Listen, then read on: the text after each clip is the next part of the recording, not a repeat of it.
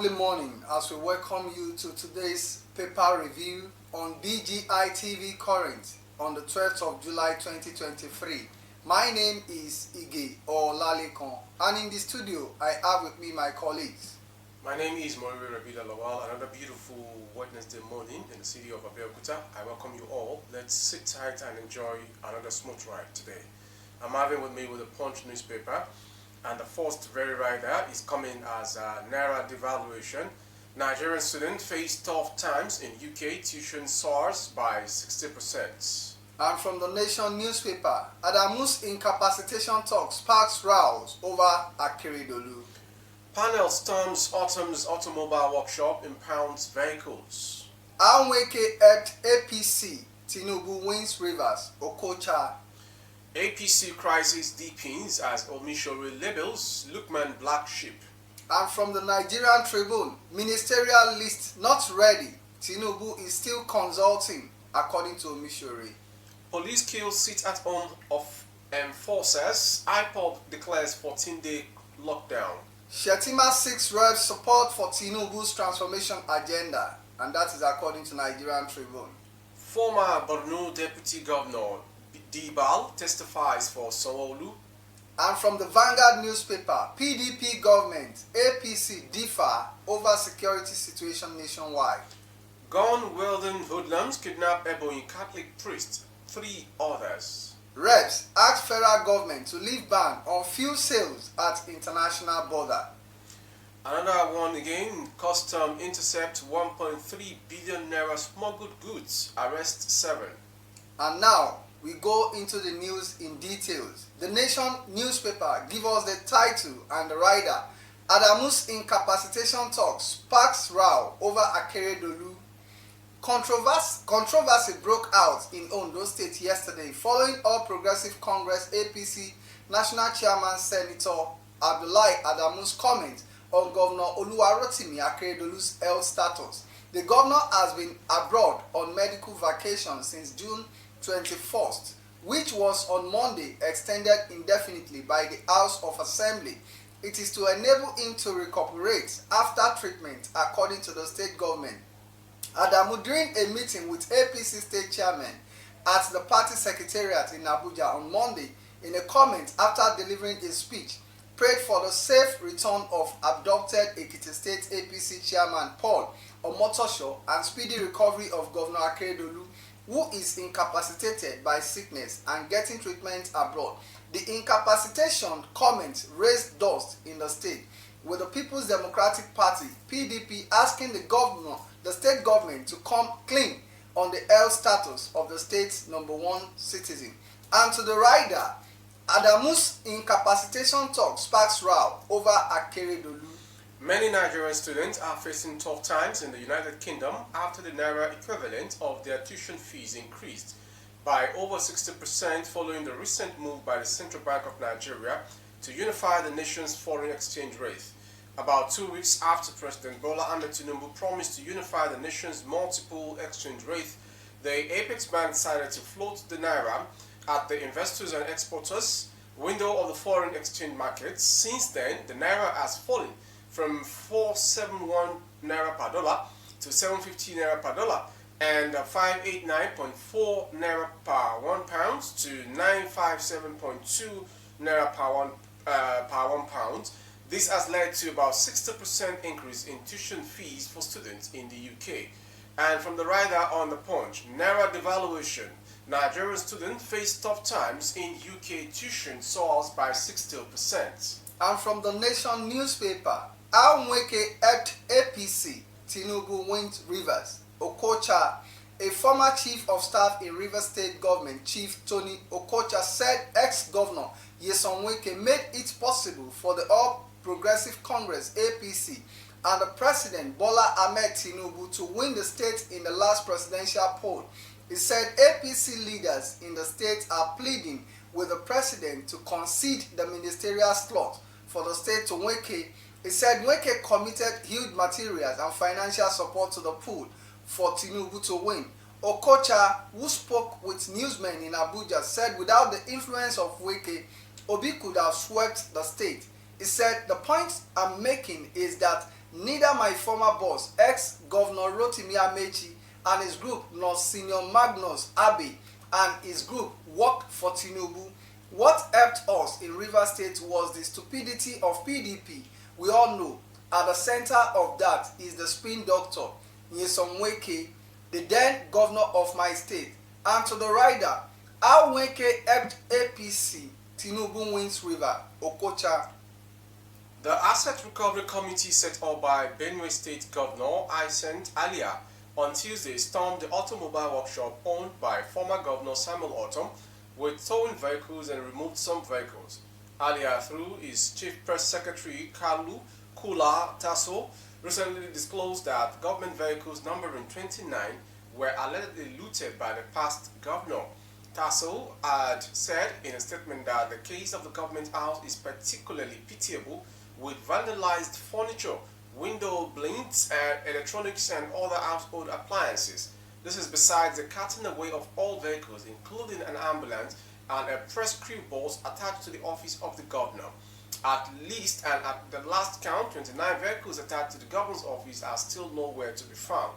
A source told correspondent on Tuesday that the Asset Recovery Committee stormed Autumn's automobile workshop on Tuesday afternoon, but were resisted by workers there. When contacted, the publicity secretary of the People's Democratic Party, Bang Ayot, confirmed that indeed state agents went to Autumn's automobile workshop to retrieving these vehicles. It will be recalled that Autumn and his deputy, Benson Abuno, secured a court order restraining the Asset Recovery Committee from coming after them. And the rider coming from the Punch, panel storms Autumn's automobile workshop, impounds vehicles. And taking you through the Nigerian Tribune, ministerial list not ready, Tinubu still consulting, and that is according to Omishore. Amid the circulation of names of persons speculated to have made the list of ministerial nominees, National Secretary of the All Progressive Congress APC, Senator Iyola Omishore, on Tuesday said the ministerial list approved by President Bola Ahmed Tinubu is not ready. Speaking on a program on Tuesday evening, Omishore said the president was still discussing with the party and other stakeholders and still fine-tuning the list, describing some of the names flying around as potential ministers as funny and mere speculation. Omishore said Nigerians should expect a unique, focused, professionalized, serious-minded and bespoken cabinet when the list of ministers is released. He said the president was looking out for persons to make up a bespoke cabinet that would meet the present yearnings of Nigerians and implement the renewed hope agenda of the Tinubu administration. Omisore said the list is not ready yet. We are still consulting, discussing. Even up to 4 hours ago, we still met with him. And to the rider, ministerial list not ready. Tinubu still consulting, according to Omishore.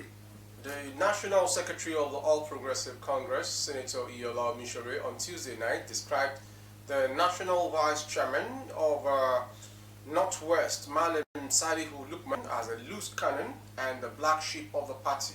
This was as he denied that the APC was aware of some disgruntled members seeking the removal of the party's national chairman, Senator Abdullahi Adamu. Omishore made the claim during an interview on a TV program. The development is coming barely 2 months after Lukman accused Adamu of running the party like a garrison commander. Earlier, the Kaduna politician had dragged both Adamu and Omishore to court for failing to render the party's account, refusal to summon a meeting of the National Executive Committee, and breach of the party's constitution. But Omishore described the National Vice Chairman for the Northwest as a gaslighter who liked crime wolf where there was none. What else do you want us to do to him? Asking from Omishore. And to the rider from the Punch newspaper this morning, APC crisis deepens as Omishore labels Lukman black sheep of the party. And from the Nigerian Tribune we have this: Shettima seeks reps support for Tinubu's transformation agenda.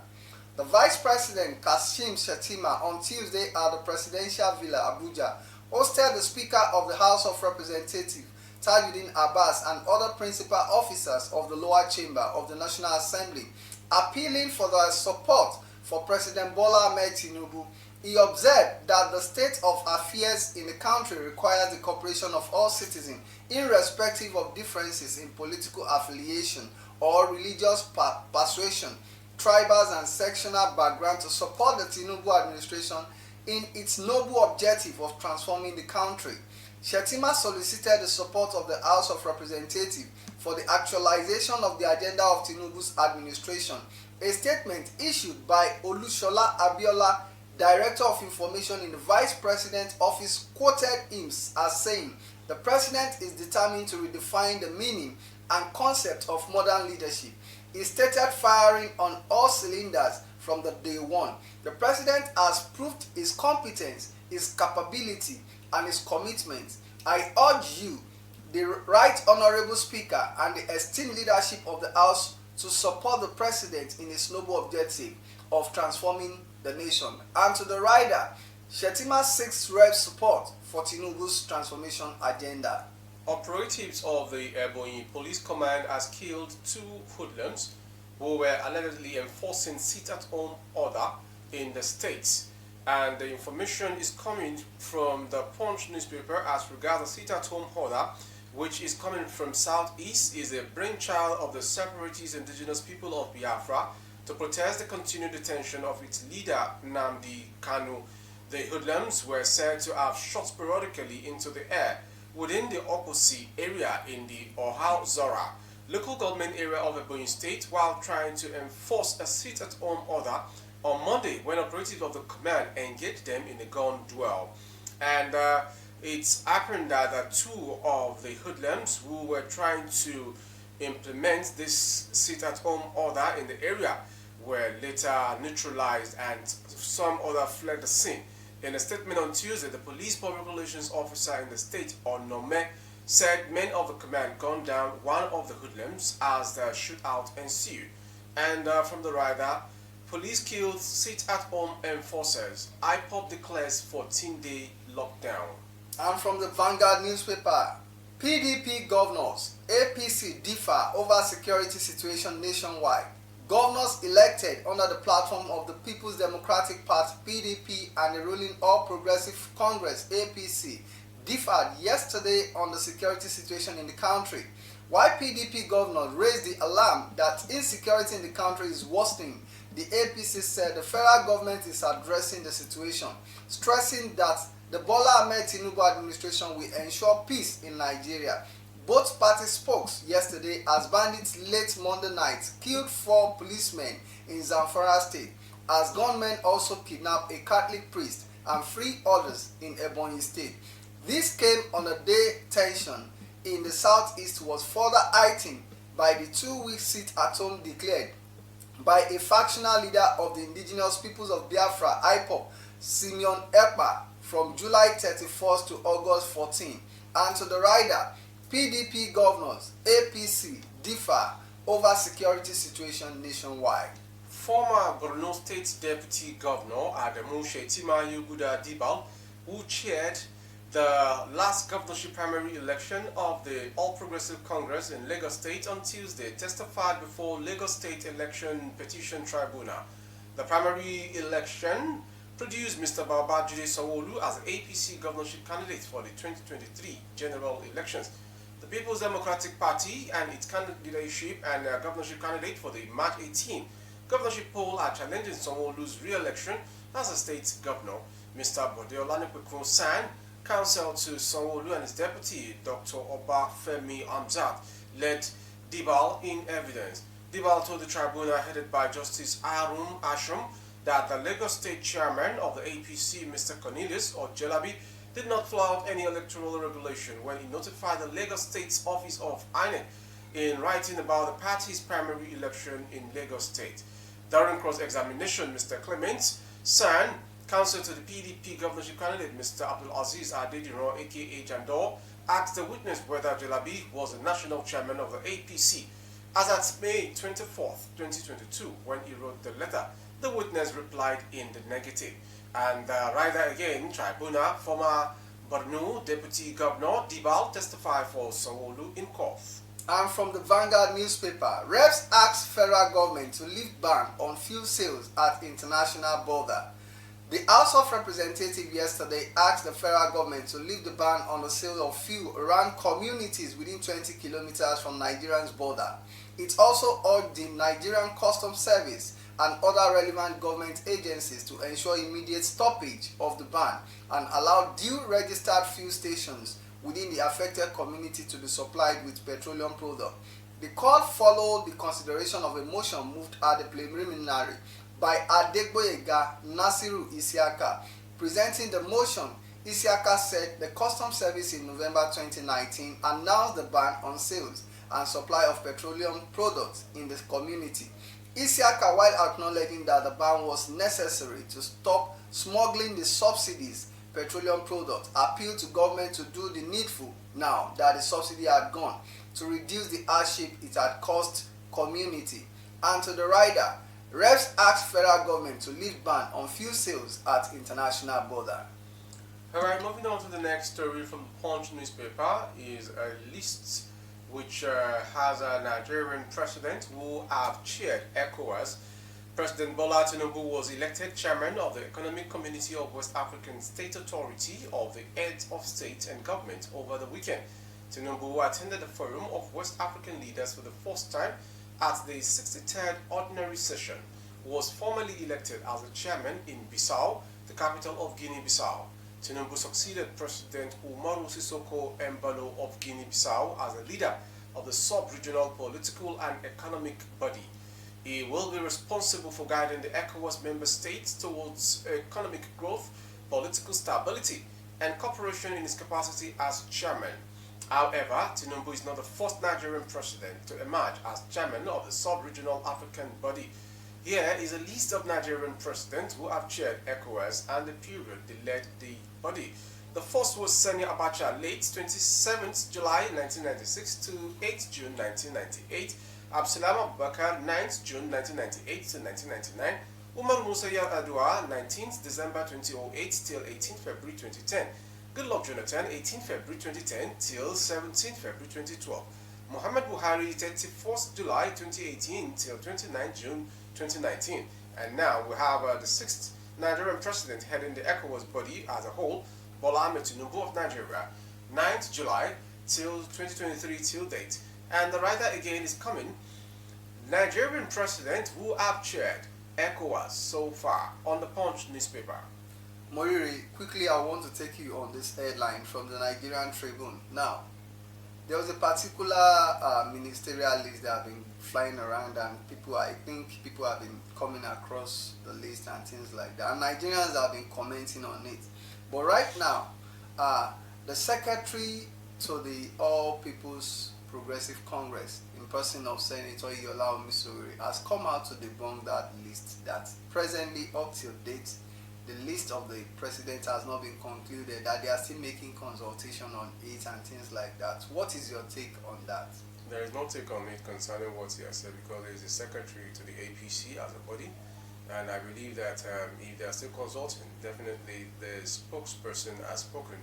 Maybe the one who have been saying it since yesterday is just a one of the fabricated lists going on social media. And you know, one crazy thing about Nigerians is going around with fake news, or probably purported fake news, so to say. So let us still wait before the week runs out. Maybe we'll have the ministerial full list coming out from the president himself, or the one vetted by the Senate themselves. Okay, but as a journalist that has been to the field and have seen it all, now the question I want to ask you is, what are your own expectations? Like, what kind of set of people do you expect to be among those that will be in that list? Technocrats. Can you give some names? I don't have any names because I'm not part of the members to select the names, because they should be on merit, not just no, based on some of the people that you've seen that are, as in, occupy one or two posts in the country, of which you think will be able to contribute positively. We can't continue recycling old hands, so we should wait for the list to come out. Okay. Now let's quickly check this. Let's go through the Nation newspaper. Look at this headline: How Nweke helped APC, Tinubu wins river, and that is according to Okocha.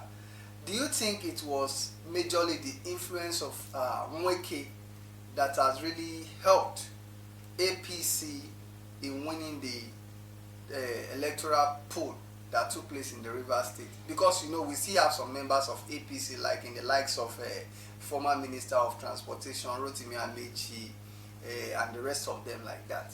What is your take on what Okocha just said? He has said the truth. Wike did his best for President Bola Ahmed Tinubu to win River State, and since the days of the G5 governors, in the last administration of President Muhammadu Buhari, I see it coming that yes, Wike is definitely going to work for APC to win the state. And the second point again is the fact that PDP did something wrong, which Wike was not happy about, by giving his candidature to Atiku Abubakar, which we all observe or perceive to see that yes, Wike won the primaries for the presidential election at PDP camp, but it was rigmarole to be given to Atiku Abubakar, former vice president of the federation. So I believe by that bit of what he felt disappointment about, he needed to have done what he has done for the APC. And right now, you should expect something coming, because he knows he's going already. So you need to do the needful to remaining a loyal person to the likes of eventual President Bola Ahmed Tinubu. Okay, let's quickly take this on from the Vanguard newspaper. Reps asked federal government to lift ban on fuel sales at international border. Now, one of the person that I want to make mention here is a person of Right Honorable Buega Nasiru Isiaka, who moved the motion that federal government should lift the ban of sales of fuel at the international border. I could recall there was a time that Nigerian government, I think before the time of President Muhammadu Buhari, there had been a lot of complaint that Nigerian fuel were being sold to our neighboring countries and things like that, that they even extort us more than what we can make use of within the country. But right now, when President Bola Ahmed came on board, there was a time President Muhammadu Buhari instructed that the border should be shut. As at that point in time, there was no access for those neighboring countries, except they smuggle out some of our fuel to those nations and start selling and things like that. But right now, I believe that Honorable Buega Isiaka is from that particular area, Wodeyewa area. So he was now pleading that government should lift the ban for the sales of fuel at the international border. What is your take on this? I have no take on it, if not that he himself, the speaker, Honorable Isiaka Buega, if he's not enjoying anything from the looted fuel from the international border access, and because he's a son from the area, he now thinks of crying wolf to the presidency to lifting the ban. If he is only concerned about international access, what about the millions of people within the city, the poor masses? And I want to tell you, all of these people are just there for their own gainsaying only, not because they are there in the position to represent any of the Nigerians. Okay, do we have any other line from your end over there? Gunmen on Monday kidnapped a Catholic priest, Reverend Father Joseph Azubike, and 3 yet to be identified persons in Ebonyi State. Azubike is the parish priest of St. Charles Parish, Ngbalize Village, Isu community in the Onitsha local government area of the state. The Chancellor of the Abakaliki Diocese, Reverend Father Matthew Okweke, while confirming the incident in a statement on Tuesday, said Azubike was kidnapped close to his parish while returning from evangelical duties. Okweke revealed that the kidnappers had established contact with the diocese and demanded an undisclosed amount of money. The statement read in part, kindly pray for the unconditional release of Very Reverend Father Joseph Azubike, who was abducted on Monday, July 10, 2023, close to his parish on his way back from pastoral duties. And the unfortunate scene is coming with a rider, gun, wielding hoodlums, kidnapped Ebonyi Catholic priest, 3 others. Now, if you look at this headline, it's somehow related to the one you just read. PDP governors, APC differ over security situation nationwide.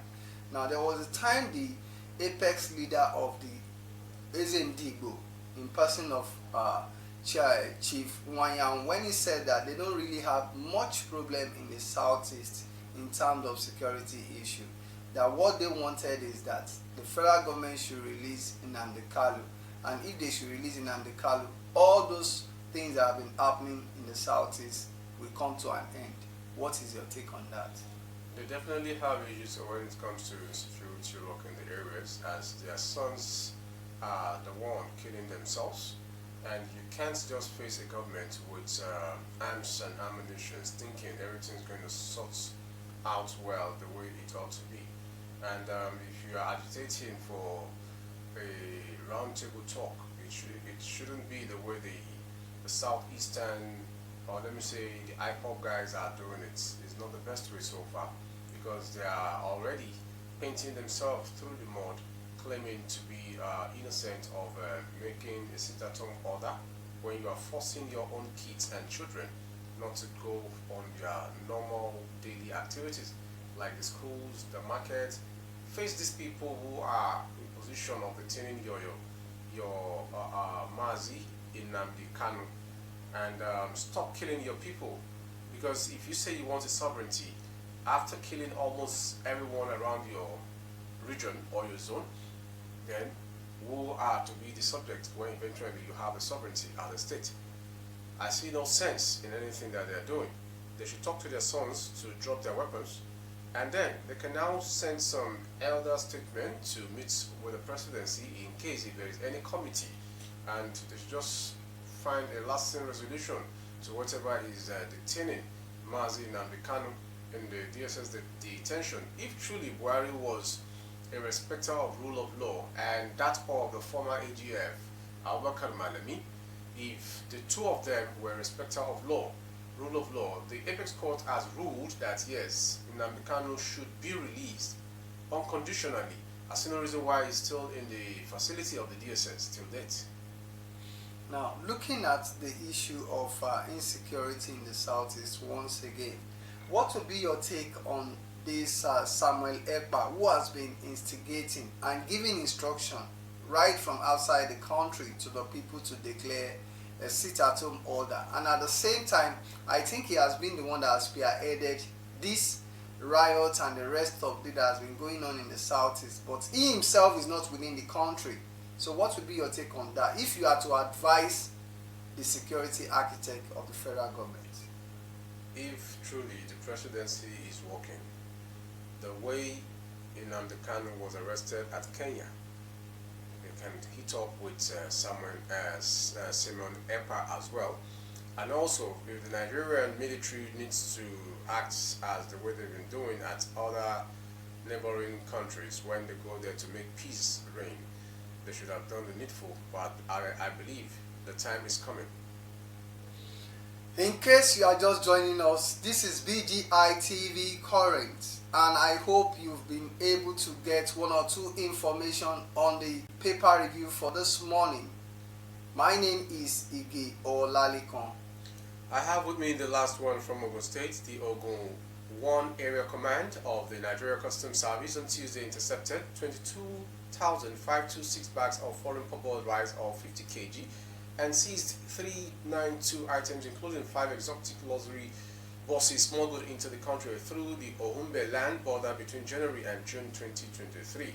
The Customs Area Controller, Bamidele Makinde, while addressing the press on the 2023 scorecard of the command in 6 months, said 392 seizures were made with their cumulative duty paid value of 1 million naira plus. He added that 7 suspected smugglers were arrested for smuggling activities within a month under review.